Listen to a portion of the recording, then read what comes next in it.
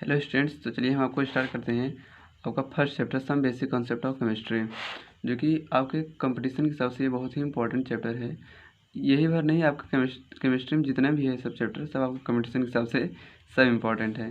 तो हम आपको बता दें कि हम आपको यहाँ से पढ़ाना स्टार्ट कर देंगे रासायनिक संयोजन का नियम, क्योंकि इधर जितना भी दिया है आप इतना फिजिक्स में पढ़ेंगे फर्स्ट और सेकंड चैप्टर में, इतना जितना भी दिया हम आपको बता भी दे रहे हैं। इधर देखिए, जैसे आई होप ये तो आप क्लास 9 में पढ़ कर आए होंगे कि द्रव की अवस्थाएं सॉलिड, लिक्विड, गैस, ये आप पढ़े होंगे। अब आप इस बुक में भी पढ़ सकते हैं कि सॉलिड किसे कहते हैं, लिक्विड किसे कहते हैं और गैस किसे कहते हैं, यानी कि ठोस, द्रव, गैस किसे कहते हैं। आप क्लास 9 में पढ़ के आएंगे, हमें यकीन है।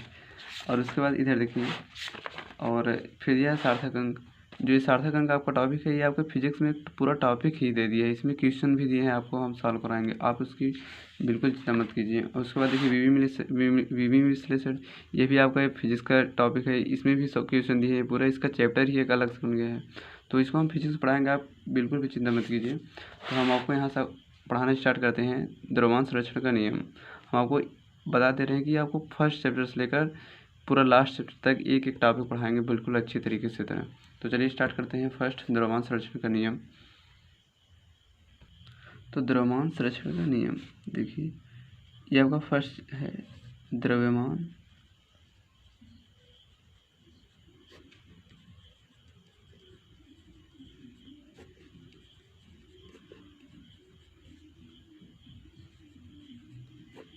देखिए, हम अगर आपको नोट्स की ज़रूरत है तो हम आपको नोट्स भी सेंड कर देंगे अगर आपको ज़रूरत होगी तब। और उसके बाद हम आपको पूरा कॉन्सेप्ट बता दे रहे हैं कि ये द्रव्यमान संरक्षण का नियम आखिर है क्या। ठीक, तो द्रव्यमान संरक्षण का नियम, इसको लेवासिये ने प्रतिपादित किया था। तो इस नियम के अनुसार हम आपको बता रहे हैं, इस नियम के अनुसार पहले हम आपको डेफिनेशन बोल रहे हैं, आप लिख लीजिए अगर लिखना चाहें तो। द्रव्यमान संरक्षण का नियम, इस नियम के अनुसार द्रव न तो बनाया जा सकता है और न ही नष्ट किया जा सकता है। हम आपको बता रहे हैं, एग्जाम्पल्स बता रहे हैं। जैसे देखिए, H हो गया, H2 इसको लिखा जाता है प्लस O2, क्या बनेगा, ये तो आप क्लास 6 से ही पढ़ते आ रहे हैं ना कि H2 प्लस O2 क्या बनता है, H2O। हम इसको बैलेंस कर लेते हैं। यहाँ पर हाइड्रोजन 2 है, यहाँ पर हाइड्रोजन 2 है, लेकिन ऑक्सीजन 2 है, यहाँ पर ऑक्सीजन 1 है। तो क्या कर लेंगे, 2H2, लेकिन हाइड्रोजन 2 हो गया। ये तो बैलेंस करना हम आपको खैर भी सिखाएंगे, इसमें कोई डाउट नहीं है। तो देखिए, द्रव्यमान संरक्षण नियम, अभी हमने आपको क्या बताया कि इस नियम के अनुसार द्रव न तो बनाया जा सकता है और न ही नष्ट किया जा सकता है, अर्थात जो तत्वों का द्रव्यमान होगा वो निश्चित हो गया। ये देखिए, जो ये है हाइड्रोजन और ये है जो ऑक्सीजन, ये रिएक्टेंट है यानी कि अभिकारक हैं, और ये आपको बना, ये क्या है, उत्पाद। तो देखो, कोई भी रिएक्शन होता है उसमें अभिकारक होंगे, उत्पाद होंगे। जब अभिक्रिया कराएंगे अभिकारक से तो उत्पाद तो बनेगा ही। तो इनका जो नियम है, अगर हम दूसरे भाषा में बताएं तो कह रहे हैं कि इस नियम के अनुसार न तो द्रव न तो बनाया जा सकता है और न ही नष्ट किया जा सकता है, अर्थात तत्वों का द्रव्यमान एक निश्चित अनुपात। देखो, जो अभिकारक होते हैं, अभिकारक जैसे हाइड्रोजन हो गया, ऑक्सीजन, ये मिलेंगे तो क्या बनाएंगे, उत्पाद बनाएंगे। तो मतलब H2O बना दिए। तो देखो, इसके जैसे इसका हम मास निकाले, H2 का कितना है 4, प्लस इसका कितना है, इसका 2, इसका कितना 32, और इसका देखो 2 × 18, क्योंकि H2O का जो होता है मोलर मास कितना होता है 18। तो देखो, ये हो गया 36, ये भी 36, तो इसका हो गया ना, ये 36 मान लीजिए ग्राम है, ये भी ग्राम। तो इसका इन्होंने क्या बताया कि द्रव्यमान संरक्षण न तो बनाया जा सकता है और न ही नष्ट किया जा सकता है। ठीक, तो हमने जब इसको देखा H2 + O2 और उसके क्या बना H2O, तो इसका जो द्रव्यमान था, हमने हाइड्रोजन लिया फिर ऑक्सीजन लिया, तो जब इसको बनाया पूरा मिलकर कितना है 36 ग्राम। जब बना हमारा H2O, वो भी कितना मिला 36 ग्राम। तो इनका यही नियम है कि मतलब इस नियम को जिसे कह रहे हैं, द्रव न तो बनाया जा सकता है और न ही नष्ट किया जाता है। हमने बनाया लेकिन देखो इतना ही ग्राम मिला। तो इनका एक अलग से भी नियम है, जैसे मतलब ये तो मान लीजिए जैसे NCERT में दिया है, द्रव न तो बनाया जा सकता है नहीं थी नष्ट किया जा सकता है। जैसे और रेफरेंस बुक में आप देखेंगे तो जो अभिकारक होते हैं, मतलब जो भी रासायनिक अभिक्रिया होते हैं, इसमें जो अभिकारक होते हैं, अभिकारकों का द्रव्यमान उत्पादों का द्रव्यमान इक्वल होता है। आई होप आपको ये क्लियर हो गया कि द्रव्यमान संरक्षण का नियम क्या होता है, क्योंकि आपको ये क्लास 9 में भी दिया है द्रव्यमान संरक्षण का नियम, आप वहाँ पढ़े होंगे। ये नहीं तो आपको हम बता दिए कि मतलब अभिकारकों का द्रव्यमान उत्पादों के द्रव्यमान के बराबर होता है। क्लियर सी बात, लिख सकते हैं आप चाहे, इसमें कोई डाउट नहीं है। अभिकारक का जो द्रव्यमान होगा, द्रव्यमान मतलब मास, तो वो जो उत्पाद होगा यानी प्रोडक्ट उसका मास के इक्वल होगा। इनका यही नियम है। एकदम आसान नियम है, इसमें कोई कंफ्यूजन नहीं कि ऐसे है वैसे है, एकदम आसान नियम। उसके बाद सेकंड नियम आपको बता रहे हैं। सेकंड नियम है स्थिर अनुपात का नियम, जिसको जोसेफ फ्राउस्ट ने प्रतिपादित किया था। तो स्थिर अनुपात का नियम ये है कि जैसे कोई भी रासायनिक क्रिया होगी उसमें जो तत्वों का द्रव्यमान होगा एक निश्चित अनुपात में संयुक्त होंगे। निश्चित अनुपात मतलब समझ रहे हैं आप? आपको ये कंसेप्ट क्लियर हुआ कि नहीं, द्रव्यमान संरक्षण का नियम? क्योंकि द्रव्यमान संरक्षण का नियम बहुत इजी सा टॉपिक है। आप एक बार भी समझ गए होंगे कि अभिकारक का द्रव्यमान और जो मतलब H2O2 ये क्या है? अभिकारक किसे कहते हैं हम आपको बता, जैसे ना जानते हो तो आप। अभिकारक वो होते हैं जो अपक्रिया में भाग लेते हैं, वो अभिकारक होते हैं। और उत्पाद जो हमें प्राप्त होते हैं अभिक्रिया के फलस्वरूप जो हमें प्राप्त हुआ उसे कहते हैं उत्पाद। ठीक, तो अभिकारक का द्रव्यमान और उत्पाद का द्रव्यमान बराबर होता है। ये द्रव्यमान संरक्षण का नियम है जिसे लेवासिया ने प्रतिपादित किया था। तो हम सेकंड देखते हैं, स्थिर अनुपात का नियम।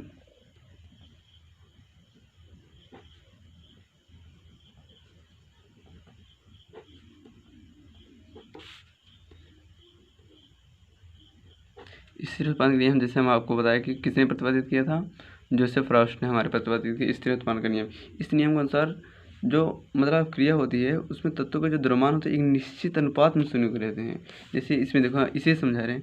जैसे H2 हमको प्राप्त हुआ, H2 + O2 H2O प्राप्त हुआ, तो ये H2O जैसे आप चाहे इधर देखो, जैसे H2 है, आप H2O को बम्बा चलाएंगे ना, हैंड पंप, उससे निकालेंगे। ये मतलब हैंड पंप का है, ये हैंड पंप का H2O है। ठीक, बता रहे हैं हम आपको इससे अनुपात। ये लैग मतलब झील, इसका H2O है। और आप एक H2O मान लेते हैं, एक H2O आप बनाए, हाँ लैब में बनाए, आप एक H2O बनाए लैब में। तो अब हमको ये बताओ कि जो इसमें हाइड्रोजन है, हाइड्रोजन देखो कितना है, 2 ये आपको तो समझ नहीं आ रहा होगा 2 रेशियो हम कैसे करें। तो वो जो हाइड्रोजन है, हाइड्रोजन और ऑक्सीजन का हम रेशियो निकालें कि हाइड्रोजन इसमें 2 है और ऑक्सीजन कितना है 16, क्योंकि ऑक्सीजन का वो कितना होता है 16 होता है। इसमें देखो, इसमें भी 2 है ऑक्सीजन और कितना है 16, इसमें भी 2 है और 16। तो देखो इसको हम जैसे सरल कर लेते हैं तब 18 आएगा, इसका भी सरल करेंगे कितना आएगा 18 आएगा, इसका भी सरल करेंगे 18 आएगा। तो द्रव्यमान संरक्षण का नियम फिर सुनो, स्थिर अनुपात का नियम कि तत्वों के जो द्रव्यमान होते हैं एक निश्चित अनुपात में संयुक्त होते हैं। किसी भी यौगिक में तत्वों के जो द्रव्यमान का अनुपात होता है एक निश्चित अनुपात होता है। तो देखो तत्वों का द्रव्यमान यानी कि किसी भी यौगिक में तत्वों का द्रव्यमान, तत्व इसमें कौन, हाइड्रोजन है, ऑक्सीजन, इनका जो द्रव्यमान होगा वह एक निश्चित होगा, चाहे वह कहीं से भी प्राप्त किए गए। जैसे देखो हैंडपम्प से प्राप्त किए H2O, लैग्स प्राप्त किए यानी कि झील से प्राप्त किए, और लैब से प्राप्त किए H2O। लेकिन इसका जो रेशियो आया है तत्व हाइड्रोजन ऑक्सीजन, इसका जो रेशियो है 1:8 है, इसमें भी 1:8 है, इसमें भी 1:8 है। हम इसको चाहे जहाँ से हम प्राप्त करें, लेकिन इसका जो रेशियो होगा 1:8 1:8 1:8, चाहे हम जहाँ से भी लेकर आएंगे H2O को। ठीक, आयो आपको बात क्लियर है कि इस तरह अनुपात का नियम का है। ये जो पहले 2 नियम है ना बहुत सरल नियम है, आप इसको बुक से भी पढ़कर समझ सकते हैं कि द्रव्यमान संरक्षण का नियम क्या है, स्थिर अनुपात का नियम क्या है। हाँ, इस पर जो क्वेश्चन है उस पर हम क्वेश्चन आपको सॉल्व करवाएंगे। अभी DBP देंगे हम लास्ट में, DBP यानी कि डेली प्रैक्टिस प्रॉब्लम। आप इसको सॉल्व कीजिएगा, अगर नहीं होगा तो हमको बताइएगा, हम इसको सॉल्व करवाएंगे। ठीक, ये तो नियम है पढ़ लिए। अब जो सेकंड नियम है वहाँ से आपको मतलब नियम पूरा एकदम स्टार्ट होता है, क्योंकि ये फर्स्ट और सेकंड नियम आप 9th से ही पढ़ के आए होते हैं। अब सेकंड नियम देखिए, बताते हैं आपको। सेकंड नियम है गुणित अनुपात का नियम, सरल गुणित अनुपात नियम। देखो पहले तो ये आप नियम सुन लो, अगर जैसे आपको लिखना हो तो लिख लीजिए। जब 2 तत्व परस्पर रासायनिक संयोग करके एक से अधिक यौगिक बनाते हैं, एक से अधिक यौगिक बनाते हैं, तब एक तत्व के समान द्रव्यमान से संयोग करने वाले दूसरे तत्व के द्रव्यमानों में एक सरल अनुपात होता है। आप इस वीडियो को पॉज करके फिर से इसको रिपीट कर सकते हैं, हम फिर से बोल दे रहे हैं। जब 2 तत्व परस्पर रासायनिक संयोग करके एक से अधिक यौगिक बनाते हैं, तब एक तत्व के समान द्रव्यमान से संयोग करने वाले दूसरे तत्व के द्रव्यमानों में एक सरल गुणित अनुपात होता है। समझिए, ये तो वो डिफिनीशन हमको बता दिएगा, कोई याद करना हो तो, जैसे फेयर में भी नोट करना हो। देखो गुणित अनुपात का नियम क्या है, आखिर रियल में क्या है, जैसे आपको फील करना है कि गुणित अनुपात का नियम आखिर है क्या। जैसे ये H2 हटाओ, बार H2 को हो गई। जैसे हाइड्रोजन हो गया, ऑक्सीजन हो गया ना, इसके 2 कंपाउंड बनेंगे। फर्स्ट H2O, जिसको सब लोग जानते हैं। सेकंड क्या है, EH2O2। EH2O है हाइड्रोजन, मतलब वाटर। EH2O2 ये क्या है सोचेंगे, बहुत से स्टूडेंट जानते होंगे H2O2 क्या है, ऐसी बात नहीं है। लेकिन H2O2 क्या होगा, हाइड्रोजन परऑक्साइड। तो देखो गुणित अनुपात का नियम क्या बताया कि जब दो तत्व परस्पर रासायनिक संयोग करके एक से अधिक यौगिक बनाते हैं। देखो तत्व हो गया हाइड्रोजन ऑक्सीजन, इन्हें संयोग किया, दो से अधिक यौगिक बनाए कि नहीं, एक यौगिक दो यौगिक। तो अधिक यौगिक बना, चाहे दो भी यौगिक बना सकते हैं, अधिक भी यौगिक बना सकते हैं, इसमें कोई बात नहीं है। अधिक यौगिक बनाते हैं तब एक तत्व, जैसे हाइड्रोजन हो गया, हाइड्रोजन हो गया, या ऑक्सीजन हो गया, ऑक्सीजन, तब एक तत्व के समान द्रव्यमान से संयोग करने वाले दूसरे तत्व के द्रव्यमानों में एक सरल गुणित अनुपात होता है। समान द्रव्यमान से, देखो H2 जैसे H है, हाइड्रोजन का कितना मास है, 2 है, इसमें भी हाइड्रोजन कितना मास है, 2 है। लेकिन जो इसमें ऑक्सीजन है, ऑक्सीजन मास कितना है, 16, इसमें कितना है, 32। यह समझ में आ रहा है नहीं आपको? इसे अच्छे रुको एक टेबल बना के बताते हैं तो आपको समझ में आएगा। ये सब रहा, देखो जैसे H2O हो गया, H2O2 हो गया, इसमें देखो अब समझिएगा। जो H2O है इसमें जो हाइड्रोजन है, हाइड्रोजन इसका मास कितना है, 2 है। जो ऑक्सीजन है, ऑक्सीजन का मास कितना है, 16 है। इसमें H2O में देखो, इसमें इसका मास कितना है, 2 है। 2 ग्राम या 2 यू मान लेते हैं, 2 ग्राम है, ठीक। और जो इसमें ऑक्सीजन है, ऑक्सीजन का मास कितना है, देखो ऑक्सीजन का मास होता है 16, लेकिन यहाँ पर 2 क्या है, परमाणु हो, तो इसका मल्टीप्लाई हो जाएगा, तो 16 2 या 32, तो 32 ग्राम। तो अब देखो जो डिफिनीशन है वो क्या कह रहा है, जब दो तत्व परस्पर रासायनिक संयोग करके एक से अधिक यौगिक बनाते हैं तब एक तत्व के समान द्रव्यमान से संयोग करने वाले दूसरे तत्व के द्रव्यमानों में एक सरल गुणित अनुपात होता है। मतलब कि समान द्रव्यमान से, जैसे H2 समान द्रव्यमान है, 2 ग्राम 2 ग्राम से संयोग करने वाले दूसरे तत्व के जो द्रव्यमानों को एक सरल गुणित अनुपात होता है। मतलब कि देखो जैसे 16 और 32 का अगर हम अनुपात निकालेंगे तो क्या फोर्स कटो कितना, 4 8, 4 से कटो 1 2, यानी कि रेशियो कितना आ गया, 1 2। ये सरल गुणित अनुपात है कि नहीं, सरल गुणित अनुपात होता है, तो ये 1 2 एक सरल गुणित अनुपात हो गया आपका। कंसेप्ट क्लियर है आपको कि सरल गुणित अनुपात नियम क्या होता है? जिससे आपको ना समझ, एक बार आप वीडियो को पॉज कीजिएगा, मतलब कि पीछे कीजिए, फिर से आप समझिए कि सरल गुणित मतलब गुणित अनुपात का नियम क्या है। और एक बार आप डिफिनीसन लिख लीजिए, फिर उस डिफिनीसन को पढ़िए, और फिर हम जैसे बता रहे हैं उसको समझिए, एकदम कॉन्सेप्ट आपको पूरा क्लियर हो जाएगा। आई होप पूरा क्लियर हो जाएगा वो कॉन्सेप्ट कि मतलब गुणित अनुपात का नियम आखिर है क्या और आपसे कहना क्या चाहता है। क्योंकि देखो बहुत से स्टूडेंट्स जो बुक पढ़ते नहीं, पहली बात तो अगर वो बुक ही पढ़े ना, फिर भी बुक पढ़ने के बाद किसी का वीडियो देखो, एकदम मस्त समझ में आएगा। सही बता रहे हैं आपको, एकदम अच्छी तरीके से। तो आप जो डिफिनेशन बोला कोई डिफिनेशन राइट कर लीजिए, लिख लीजिए अपने रफ में या फेयर कॉपी में।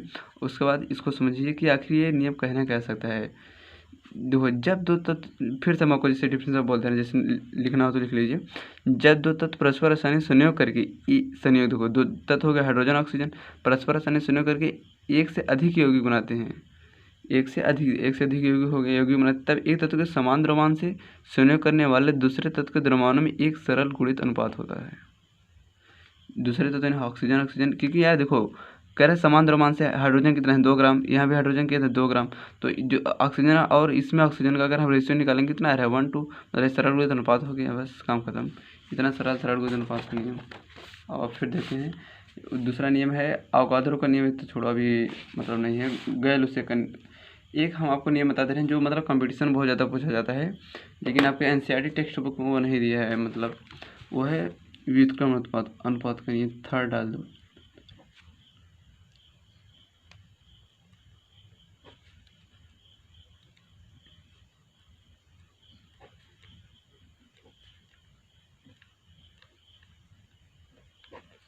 देखो व्युत्क्रमण अनुपात का नियम ये बहुत ही मतलब जैसे बुक में एनसीईआरटी में दिए हैं, बहुत से स्टूडेंट होंगे सोचेंगे अरे ये तो हमारे सिलेबस में ये नहीं, क्या पढ़ेंगे।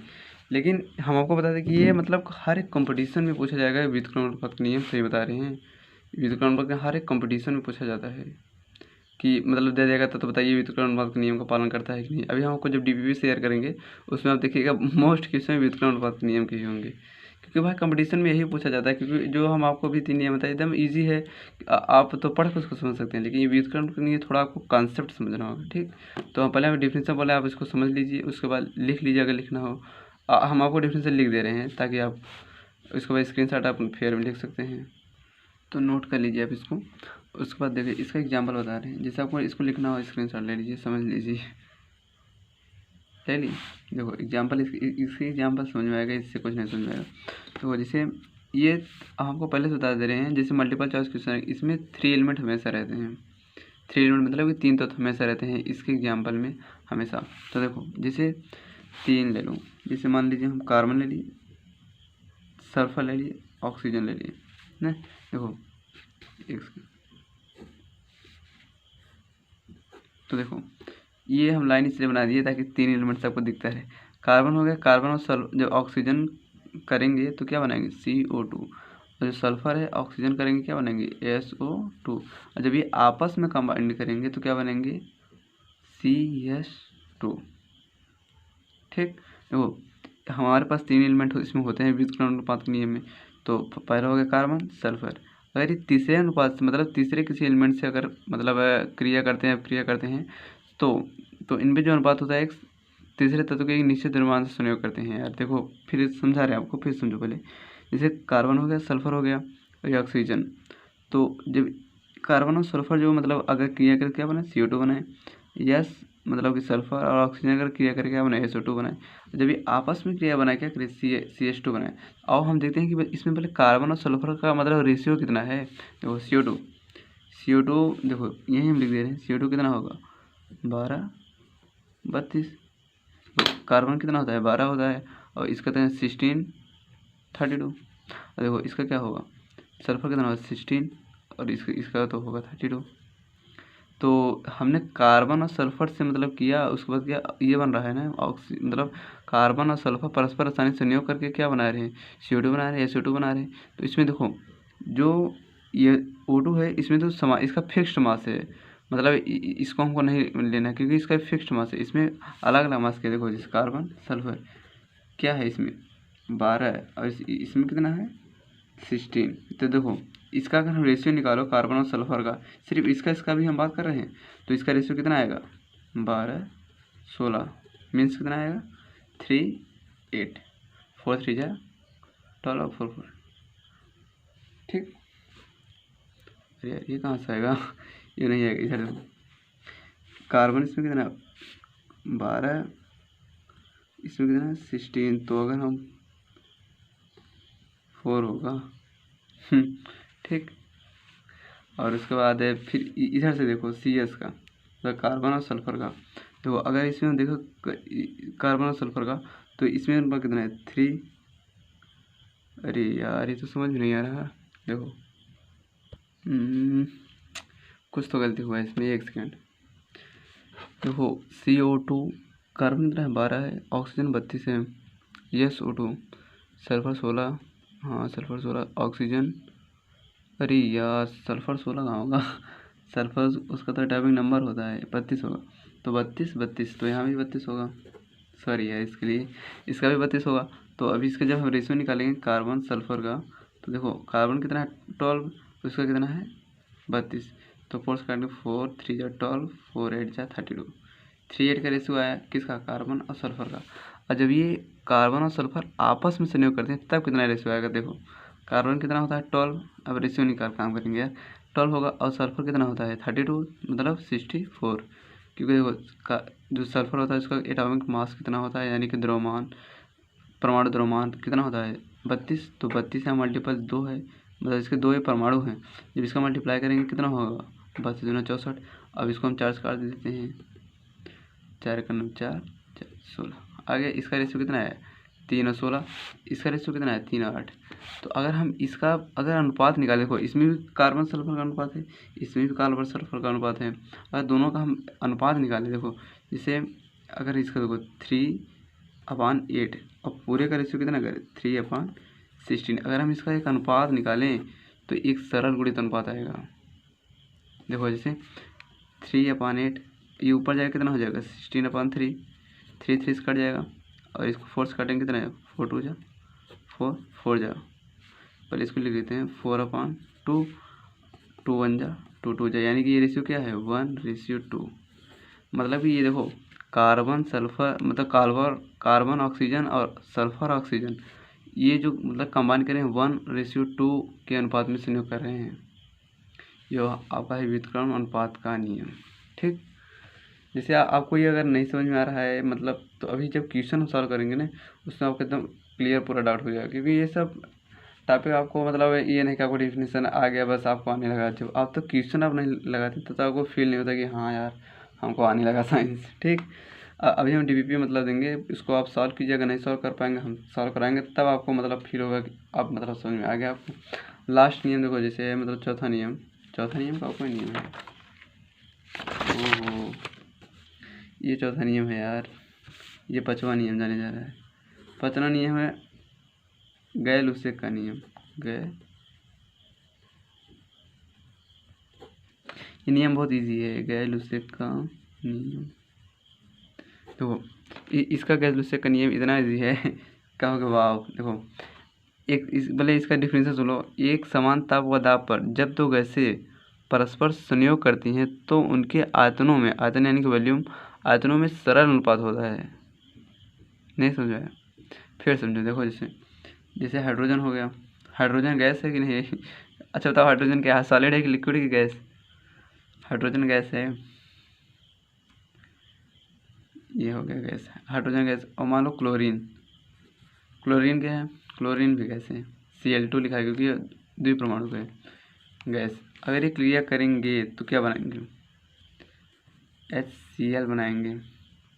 तो देखो जो मतलब गैर-लुसेक का नियम क्या है, एक समान ताप व दाब पर जब दो गैसें, हाइड्रोजन क्लोरीन दो गैस हो गई, परस्पर संयोग करती हैं तो उनके आयतनों में, जो उनका आयतन होता है, आयतनों में सरल अनुपात होता है। देखो जैसे यहाँ पर देखो क्या है, 1 है, यहाँ जैसे कुछ नहीं है, 1 है ना, तो ये इनका ये वॉल्यूम मतलब डिनोट करता है। अभी हम मोल पढ़ेंगे तो मोल में से डिनोट करेगा, लेकिन इसमें वॉल्यूम दिखा रहे। देखो 1 वॉल्यूम यहाँ पर है, वॉल्यूम मतलब एक आयतन, क्योंकि आयतन का मात्रा तो मतलब मीटर क्यूब होता है, लेकिन यहाँ पर हम CV दिखा रहे हैं कि मतलब एक आयतन है, कोई भी मतलब मात्रक हो सकता है।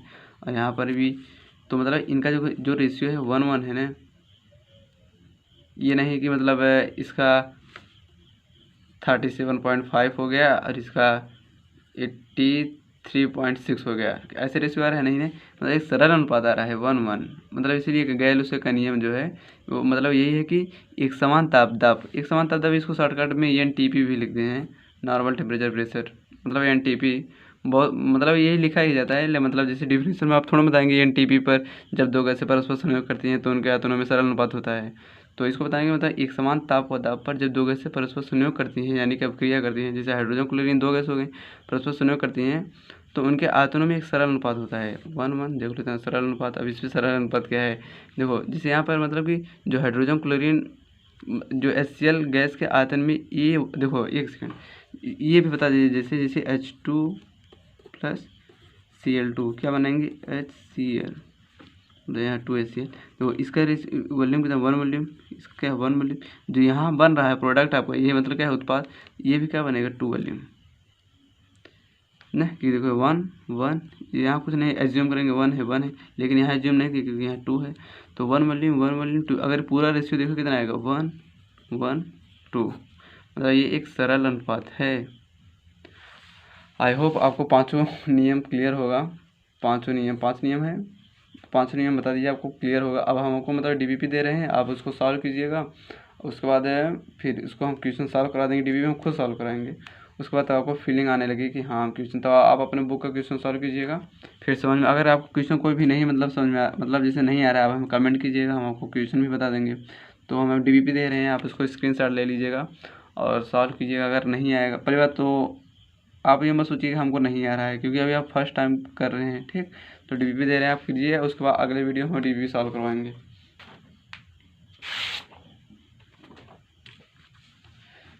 हम आपको ये नोट किए थे पहले से ही। तो व्युत्क्रम देखो पूरा 7 क्वेश्चन है शायद, हाँ 7 क्वेश्चन है। तो इसका स्क्रीनशॉट ले लो, उसके बाद हम कल से इसको सॉल्व करवाएंगे, क्योंकि आज पाँचों नियम जो था ख़त्म हो गया। उसके बाद हम इसको पूरा सॉल्व करा देंगे। ये पूरा क्वेश्चन आ गया पाँचों नियम का। अब जब क्वेश्चन कर लोगे उसके बाद फीलिंग आने लगेगी, उसके बाद तब नेक्स्ट टॉपिक स्टार्ट करेंगे। तो स्क्रीनशॉट ले लो इसका, पहले यहाँ तक ले लो 6 मान तक, उसके बाद ले ली, इसका भी ले लो। ठीक। अब कल से पूरा नियम ख़त्म हो गया, उसके बाद इसको डीबीपी पूरा सॉल्व करा देंगे सारा क्वेश्चन। उसके बाद नेक्स्ट आपका चालू होगा नेक्स्ट टॉपिक, ठीक। तब तक के लिए बाय बाय टाटा, पढ़ते रहिए आप।